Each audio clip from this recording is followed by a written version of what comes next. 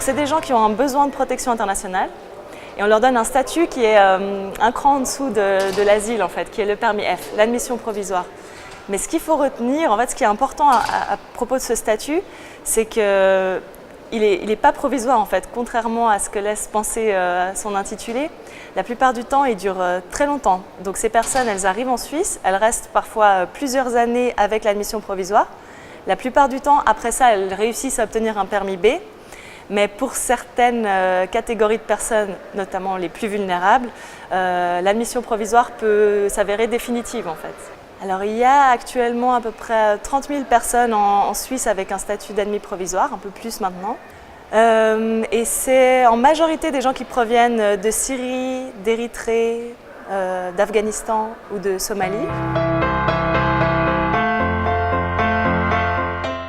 La première difficulté, elle est liée à l'emploi, l'accès au marché de l'emploi. En fait, quand on a un permis provisoire, on peut travailler, on doit même travailler.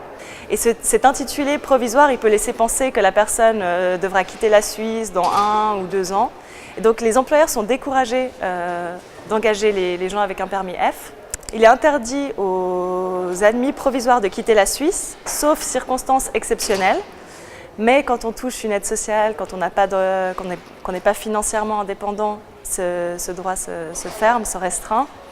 Donc il y a la mobilité, il y a des restrictions aussi au regroupement familial. Ce n'est pas les mêmes conditions que pour les réfugiés. Pourtant c'est un statut qui dans les faits est proche, c'est des gens qui ne peuvent pas rentrer chez eux, qui ont besoin de protection. Il y a aussi des petites restrictions au quotidien. Par exemple, on ne peut pas faire un abonnement téléphonique, on ne peut pas acheter quelque chose à crédit. On voit la porte des régies ou des agences d'intérim se fermer devant soi. Et ça, il faut savoir que pour certaines personnes, c'est le quotidien. Et c'est assez difficile à supporter quand on doit faire sa vie dans un pays où la plupart du temps, on a envie de s'intégrer, envie de participer à la vie locale. Ça, c'est vraiment quelque chose qu'on a observé dans tous les témoignages qu'on a pu récolter. Mais les gens se sentent entravés dans ce processus. Ils font face à des obstacles qu'ils ont de la peine à saisir le sens. Pour eux, leur vie, elle est ici. On leur demande de s'intégrer pour avoir un meilleur statut, mais en même temps, leur permis F les entrave dans ce processus d'intégration.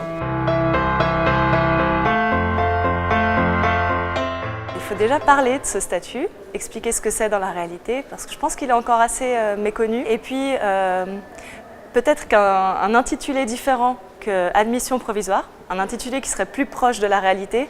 Et puis, à partir d'un certain nombre d'années, quand la perspective du renvoi n'existe pas, est-ce qu'il ne faudrait pas faciliter l'accès à un permis plus stable, à un permis B ?